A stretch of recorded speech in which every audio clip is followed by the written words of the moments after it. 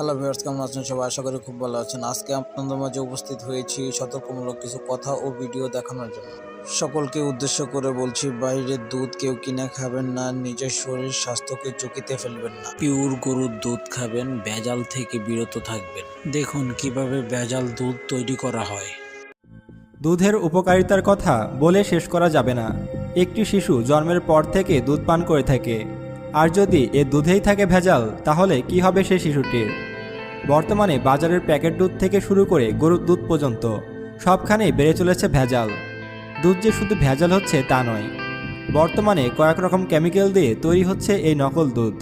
Chemical দিয়ে তৈরি দুধে আসল দুধের কোনো অস্তিত্বই নেই। দুধ ছোট বড় সকলের জন্যই বেশ উপকারী একটি খাবার। পিওর গরুর দুধ দেখে তারপরে সংগ্রহ করবেন। আর ভিডিওটি যদি ভালো লেগে থাকে তাহলে অবশ্যই ফলো দিয়ে পাশে থাকবেন, অন্যদেরকে শেয়ার করে সতর্ক করে দিবেন। আসসালামু আলাইকুম।